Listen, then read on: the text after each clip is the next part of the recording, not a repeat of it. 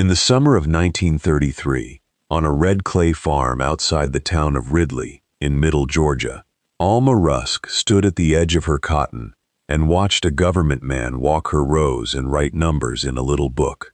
He wore a straw hat and a clean shirt gone dark down the back with sweat, and he stepped careful between the plants. A man who had never grown a thing in his life and did not want to crush it before he could count it.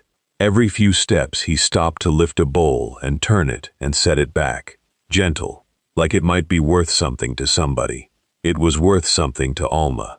It was the whole of what she had. She was 38 that summer, and she had worked the place alone for 3 years.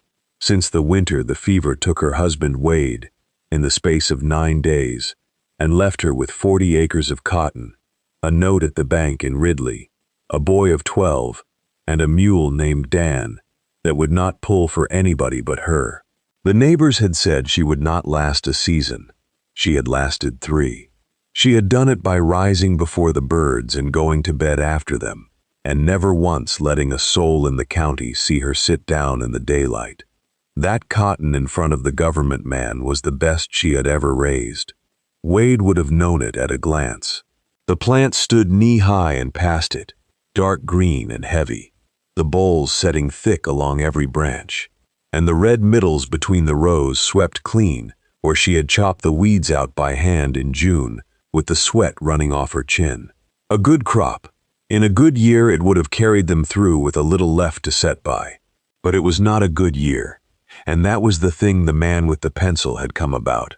Let me tell you what was happening in the country that summer, because if you do not understand it, none of the rest of this will make sense, and it is a piece of history most people have forgotten on purpose. Cotton had fallen to nothing. A pound of it that used to bring 20 cents brought 5, and 5 would not pay for the seed and the fertilizer and the picking. So every load a man sold, he sold at a loss. All across the South, farmers were going down. The banks were taking the land. Families that had held ground since before the war were loading a wagon and driving off it. And the reason, the plain reason, was that they had grown too much. The whole country had grown too much cotton and too much corn and too many hogs, and the more they grew, the less it was worth, and the less it was worth, the more they had to grow just to eat, and there was no bottom to it. A man could work himself to death and be poorer in the fall than he had been in the spring. So the government knew that year, came up with a cure. If everyone grew less, the price would come up, and since the cotton was already in the ground and growing when the law passed, the only way to grow less that year was to destroy what was there. The government would pay a farmer to plow under a share of his own crop, turn a mule down the rows of a field with the bolls already setting, tear it up, and leave it to rot in the sun. And for every acre a man destroyed, a check would come. They did the same with the hogs that summer. Millions of them killed and not eaten to bring the price of a pig back up. In a country where children went to bed hungry, the government was paying men to raise less food and kill what they had. It sounds like a thing that could not have happened. It happened, and to the men signing the papers, it was not cruelty, it was arithmetic, and it was the only arithmetic anybody could find that added up to keeping their farms. That is what the man with the pencil was doing in Alma's cotton. He was measuring how much she had, so the county committee could tell her how much of it she would have to tear up, and how large a check she would get for tearing it. He came up out of the rows at last and touched his hat to her and told her the number. So many acres she was expected to plow under. So many dollars the government would pay her for the doing of it. He said it kind. He said a lot of folks were glad of the money, that it was a hard year, and this was help when help was scarce, and that he hoped she would think it over. Alma stood with her arms folded and her sleeves pushed past the elbow and looked past him at her field. "That check," she said. "It comes whether the cotton makes or not. It comes for the acres you turn under. That's the whole point of it. You get paid for the ground you take out." He shifted the folder. "The crop you keep, you still sell same as always. And if I turn under what you're saying, and I sell what's left, and I take the check on top, She was working it in her head, running it like the accounts at the kitchen table at night. That's more money than I'd see off the whole field in a year like this one. For most folks it is. That's why most folks are signing. He looked pleased that she saw it. You're a sensible woman, Mrs. Rusk. Talk to Hollis Ward. He's chairing the committee for the district. He'll get you set up.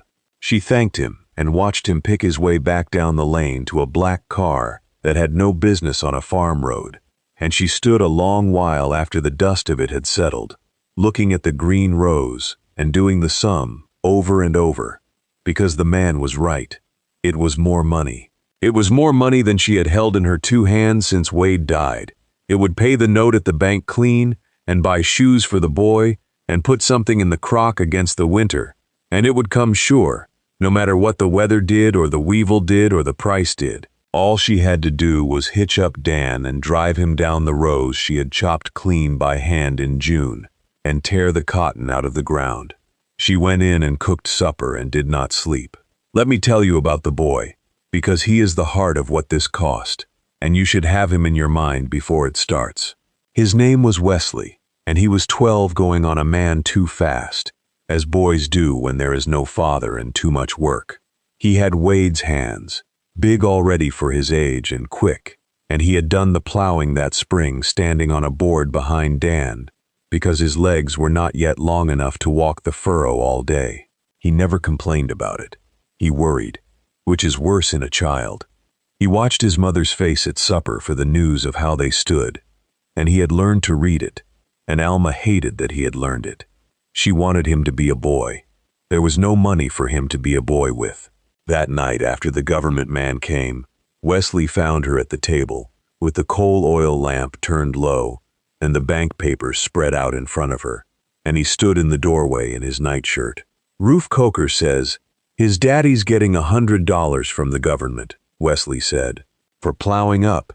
He says everybody's getting it. He says you'd be a fool not to." Rufe Coker talks a good deal for a boy that can't spell. "Are we getting it?" Alma squared the papers and did not look up right away. "Go to bed, son.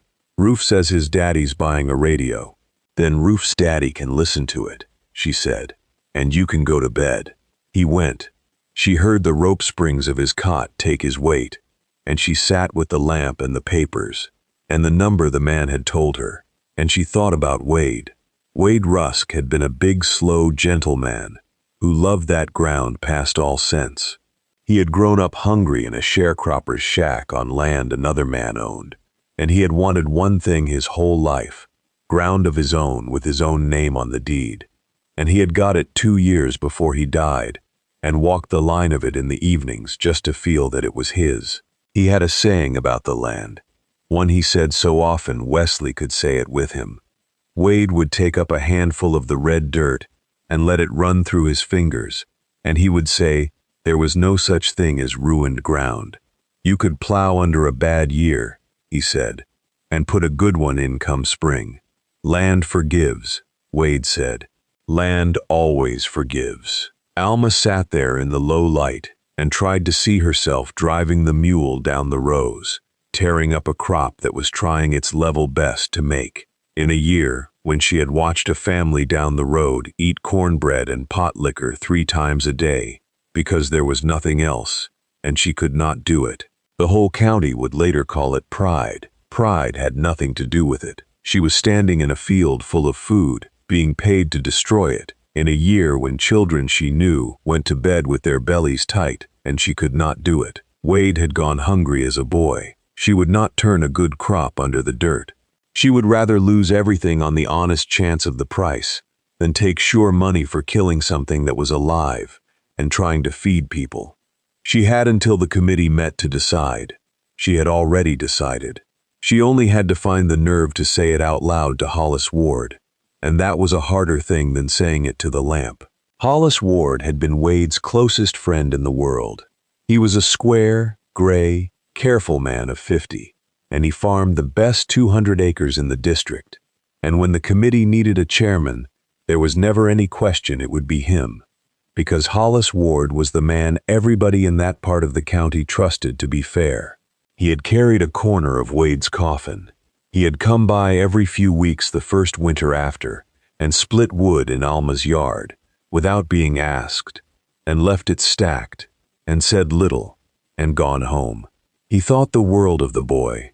If Alma had a friend left in the district with any weight to him, it was Hollis, which is what made the day at the committee so hard.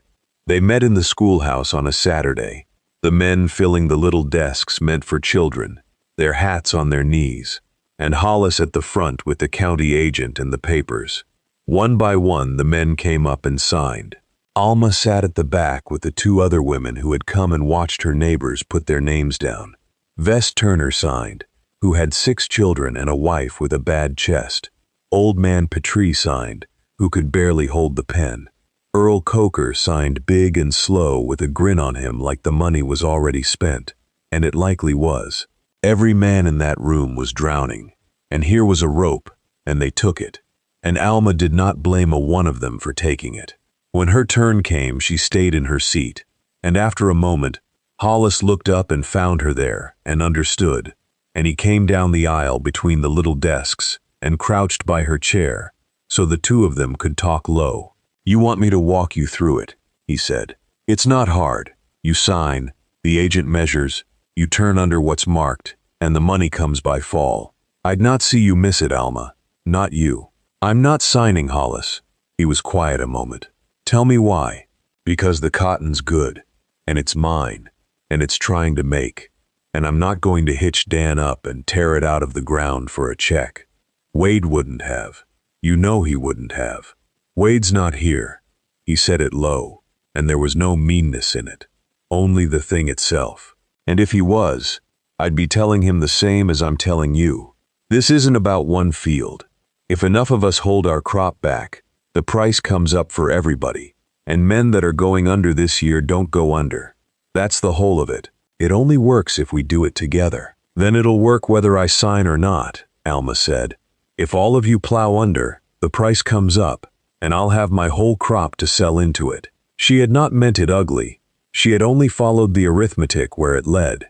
But she watched it land on Hollis's face, and she watched him see the shape of it, and she wished she had said it another way, or not at all. "So the rest of us tear up our fields," Hollis said, "and take our loss, and hold the price up, and you keep yours whole, and ride up on top of it, off our backs." "That's not what I said." "It's what it is, though." He stood up, and his knees cracked, and he looked down at her, and whatever was in his face, he kept down out of it.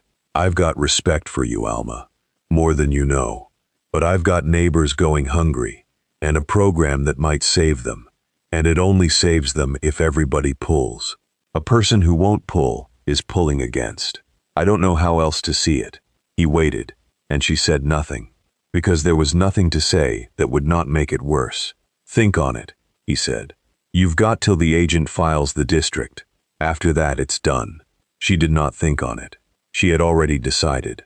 She gathered her things and went out past the men in their little desks, and she felt them not looking at her, which is a particular thing, to be in a room full of people you have known your whole life, and have all of them go careful and quiet at the sight of you.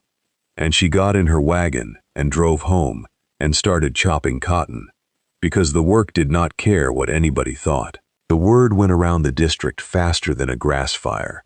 The Rusk widow wouldn't sign, wouldn't pull with the rest. Meant to keep her whole crop and sell it high off the shortage everybody else was bleeding to make. You heard it at the gin and at the store and after church, and it curdled as it went, until by the time it came back around to Alma, it had grown teeth. She thought she was better than the rest of them, her and Wade both, with their 40 acres and their heirs, and she'd sell her cotton high and let the men who'd torn up their own fields watch her do it. Some even said she was against the government, against the president, against the only help a poor man had been offered in 3 hard years. A serious thing to say about a person in 1933. And here is the part that was true, the part that gave the talk its bite, the part Alma could not answer because it was not wrong. If the program worked, if the price came up, she would profit from it more than any of them. They would tear up 1/3 of their fields and sell the rest. She would sell all of hers. Their sacrifice would lift her, and she would give up nothing. Say it however you wanted to say it kind. That was the bones of it. And every man who had driven his mule down his own good rows and torn his own crop out of the dirt knew it when he looked at her. So the district closed against her, slow and sure, a finger at a time. The men quit touching their hats to her on the road. The women who used to stop and talk found somewhere else to look. When she came into the store, the talk dropped and picked back up too bright after she passed. She was not run off, and she was not spoken against to her face. She was simply set outside, alone. On the far side of a line the whole rest of them stood on together, and she was left there. It landed hardest where she could least stand to have it land, which was on the boy. Wesley came home from the schoolhouse one afternoon in September, with his lip split and dirt ground into his shirt and one strap of his overalls torn loose at the button, and he would not say what happened, which told her enough. She cleaned the cut at the kitchen table with a rag and a basin, holding his chin, and he sat stiff and stared at the wall and would not cry because he had decided somewhere that summer that he was past crying, and that was worse to her than if he had bawled. "Who?" she said. "Rufe, and some others." He pulled his chin loose. "They said we're taking food out of everybody's mouth. They said their daddies plowed up, and mine won't, and we think we're better. They said Daddy'd be ashamed." The rag stopped in Alma's hand. "Are we?" Wesley's voice cracked on it. "Are we taking food out of people's mouths? Rufe's daddy says the whole thing only works if everybody does it, and we won't, so we're wrecking it for everybody." And I didn't have anything to say back because I don't know if it's true or not. "Is it true, Mama? Just tell me if it's true."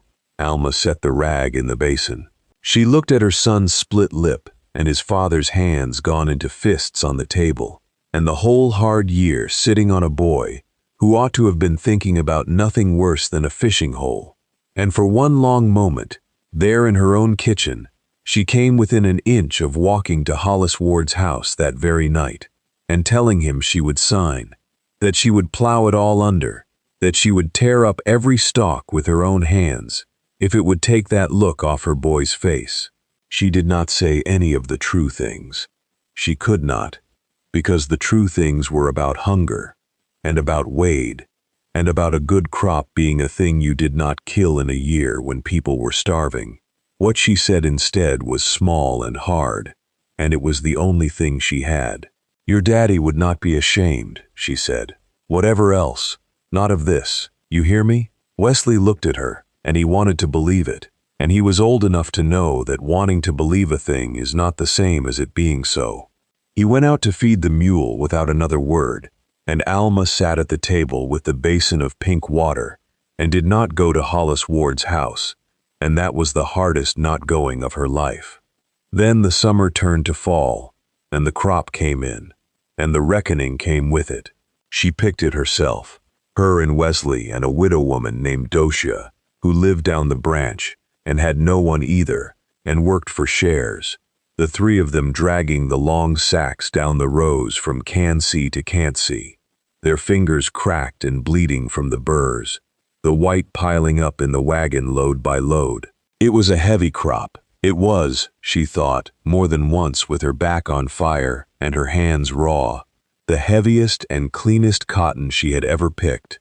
More of it, and better of it, than the 40 acres had ever given, as if the ground had known she was betting everything on it, and had answered. In a fair year, it would have been a triumph, but the price had not moved.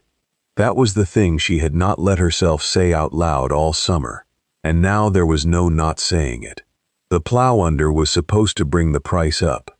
Every man in the district had torn up his fields on the promise of it, and through August and into September, the price of cotton had sat right where it had sat all along, at 5 cents, 6 on a good day, the same nothing it had been, because the market is a slow and stupid animal, and does not move when you tell it to. The checks had come to the men who signed, real money, in the hand, spent already, and the price the whole scheme was built to raise had not come up at all, which meant that Alma Rusk, who had refused the sure check and bet the whole thing on the price, was standing in the fall with a wagon full of the best cotton she had ever raised, worth 5 cents a pound, and a note at the bank in Ridley that came due in 3 weeks and would take every dollar the crop could bring at 5 cents and still not be paid in full. She had bet everything, and it looked like she had bet wrong. Mr. Pruitt at the bank was not a cruel man, and that made it worse. He had her in across the desk with the ledger open, and he told her plain where she stood. The note, the interest, the date. He said he had carried her 3 years and been glad to, out of respect for Wade, and that he would carry her further if he could see a way, but that the bank was in its own hard place, and he could not see a way. If the cotton sold at the going price, she would come up short, and short was short. He was sorry. He said it, and she believed he was. He gave her the 3 weeks because the law gave her the 3 weeks, and he said if she could find the money, she could keep the farm, and if she could not, the bank would have to take it, and he hoped to God she could find it, and neither one of them in that little office believed she would. She walked out onto the square in Ridley and stood in the road, and across the square, coming out of the store with his arms full, was Earl Coker. Earl had plowed under 1/3 of his cotton in July and taken the government's $100 and some, and it showed on him. He had new brogans on his feet, and a new hat on his head, and a sack of store goods under each arm, sugar and coffee, and a bolt of cloth for his wife, a plenty nobody in the district had seen in 3 years. He saw Alma standing there, and he could not help himself, because Earl Coker had to say the thing, always had. "Ms. Rusk," he came across, grinning, hitching the sacks. "Heard you had a fine crop. Real heavy year for you." He let it sit. "Course, a fine crop don't help much at a nickel, does it? Me, I got my money back in July, guaranteed, and my cotton besides. Government don't ask a man to gamble, just to be reasonable." He looked her up and down, at her flour sack dress, and her cracked hands, and the wagon behind her, heaped with cotton she could not sell for enough. "You always did figure you knew better than the rest of us. You and Wade. How's that working out for you here in the fall?" Alma looked at him a long moment. She could have said a great many things, and none of them would have changed a nickel of what she owed. So she said nothing at all, and she got up in the wagon and clucked to Dan and drove home past the fields her neighbors had torn up, the ragged half-plowed rows where good cotton had been ripped out and left to rot, and it did not comfort her one bit to know she had been right about the wrongness of it. Being right had not paid the note. Earl Coker had new shoes and she had 3 weeks. That night, she got the deed out of the trunk. She sat at the table with it, and the bank papers, and the coal oil lamp, and she did the sum one last time, every way she could turn it, and every way it came out the same. The cotton at 5 cents would not cover the note. There was no other money. There was nothing to sell that would make the difference. No kin to borrow from. No crop in the ground to promise against next year, because next year the ground would be the bank's. She had bet the farm on the price, and the price had not come. And the honest thing, the thing Wade would have wanted her to do before she let it drag the boy down with her, was to take the deed to Mr. Pruitt in the morning and give it up clean while there was still a shred of dignity in the giving, and hire out and put a roof over Wesley some other way. She got as far as folding the deed to carry it. Wesley came to the doorway again, as he had the night this all started, in the same nightshirt gone shorter on him now, and he looked at his mother folding the deed, and he knew what it was. "You're giving it up," he said. "Come here, son." He didn't. "You didn't take their money because you said Daddy wouldn't, because it was good cotton, and it was ours, and you don't tear up a thing that's trying to make. That's what you said." His voice was climbing. "And now you're giving the whole place to the bank anyway. So we lost it either way. Only if you'd signed, we'd have the money and the farm both, and now we've got neither, and Rufe was right, and I got beat for nothing." He was crying now, finally, the crying he had held back all summer, coming out of him hard. "It was for nothing, Mama." Alma sat with the folded deed in her 2 hands. Maybe it was, she said, and that was the truth, and she gave it to him, because she had never once lied to him, and was not going to start on the worst night. Maybe I bet wrong, and it cost us the place, and I'll carry that, but I'll tell you what I won't carry. I raised that cotton for the people that were going to eat what it clothed, and the mill hands that were going to card it, and the ground it grew in that your daddy loved. And when they paid me to tear it out of the dirt in a hungry year, I said no. If I lose the farm for saying no, then I lose the farm. There are worse things to lose.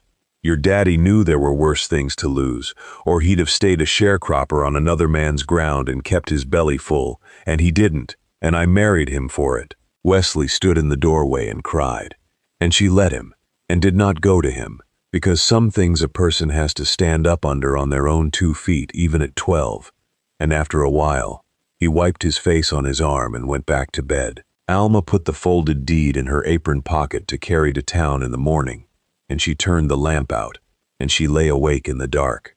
She did not take back the no, even to herself. It was the cost that lay on her, not the choice, and she had learned that year how different those two things are.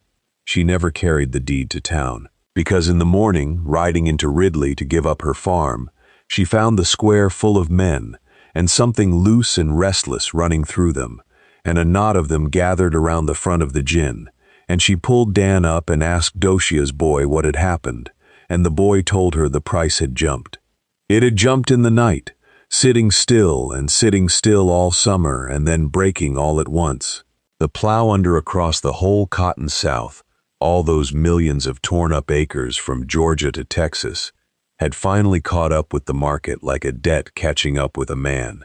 And on top of it, the speculators had smelled the shortage coming and piled in. And cotton that had sat at a nickel all summer had come up hard overnight and was still climbing. 6, 8, and before that week was out, it would touch 10 and better, near double what any man in the district had been paid to plow for. The market had moved at last, slow and stupid and all at once, exactly as the program had promised, and long past when anybody believed it still would. And every man in that district had torn up a third of his cotton in July. Every man except Alma Rusk, who stood at the edge of the square with a folded deed in her apron pocket and a wagon still heaped at home with the whole of the heaviest, cleanest crop she had ever raised, and not one stalk of it plowed under. She did not shout. She did not weep in the road.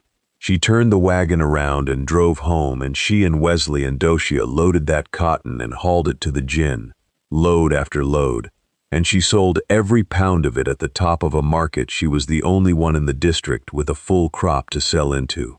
She paid Mr. Pruitt the note in full, and the interest, and she watched him write "paid" across the face of it, and his hand was not quite steady when he did it. She paid Doshia in cash, and a share besides.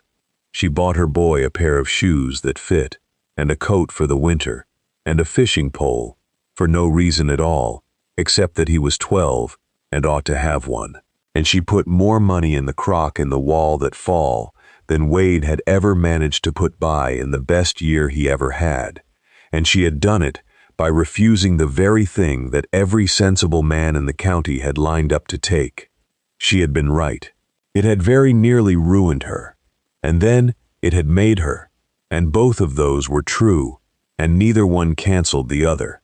I would like to tell you the district saw it, and was ashamed, and took her back, and part of that is true, and part of it never happened, and I promised you at the start I would tell it straight. Here is the part that happened. It came on a cold, clear morning near the end of that year, when Alma was out at the woodpile, and a wagon turned in at the head of her lane, and came slow up to the yard, and it was Hollis Ward. He got down stiff, and stood with his hat in his hands, which she had never once seen Hollis Ward do in front of anybody. For a while he said nothing. He looked at the barn Wade built, and the field lying quiet under its stubble, and the widow standing there in the cold with an armload of stovewood, and he turned his hat around in his hands. "You were right," Hollis said, "about the holding it back and how it'd fall.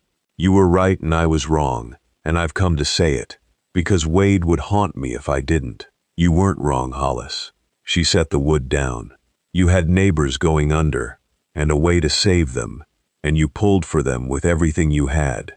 That's not being wrong. That's being a good man in a bad year. You just didn't figure the one that wouldn't pull would come out on top of it. Neither did I, till the last. I bet on a feeling, and it happened to pay. It could as easy have taken the farm, and near did. Don't stand in my yard and tell me you were wrong for looking after people. He nodded slow, turning that over. Maybe both. He looked at her. The boy all right? He will be. I'd like to send my roof over, to make it right with Wesley. If you'd allow it, I'd allow it, she said. And she meant it. He put his hat back on, then, and he stood a moment longer, and there was a thing he was trying to say and could not find the shape of. And at last he said only, I'm glad you kept your place, Alma. And he got up in his wagon and drove off. And that was as near as Hollis Ward ever came to the whole of it. And from a man like Hollis, it was a great deal. Here is the part that never happened. The district did not take her back. Not really. Not completely. Not as it had been before. The boys made it up with Wesley. The men touched their hats to her again on the road. The women stopped and spoke, and the open freeze thawed. But something had been said outside that summer that did not come back in. Not fully. When the men gathered at the gin, she was still, a little, on the far side of a line, because she was the one who would not pull with the rest, and had come out ahead of them, and a district does not entirely forgive that, even when the one who did it was proved right, even when they know she never took a thing from any of them. She had won. She had not been taken back. Those are two different things, and she learned that fall, that a person can have the one and go the rest of her life without the other. Wade used to take up a handful of that red dirt and say there was no such thing as ruined ground. Plow under a bad year, he said, and put a good one in come spring. Land forgives. He was right about the land. The field that nearly cost her everything came back green the next spring, and grew good cotton for Wesley to bring in when he was a man, and the money she made that hard fall put him through more schooling than either of his people had ever had. But Wade left out the other half, being a gentleman who had never had to learn it. Land forgives. People are not land. You can plow under a bad year in a field, and the good one comes up in spring. But a summer of being right when your neighbors needed you with them is a thing that does not come back up, no matter how many springs you give it. They said she was a fool for turning down sure money to save a crop nobody would pay her to keep. She let them say it. She was the only farmer in the district who did not tear up her fields, and when the winter came, she was the only one who had not lost by it, and the ground she refused to plow under fed her boy for 20 years. She kept her farm and paid her note and raised her son and was proved right in front of the whole county, and she would have made every one of those choices again, exactly as she made them, and she ate her supper alone at that table for the rest of her life, and never once called the price too high. A woman can be right down to the ground, and pay for it every quiet supper for the rest of her days. Land forgives. People do not always. And if you had asked her, she would have told you she would not have torn a good crop out of the living ground in a hungry year, for all the sure money in the world.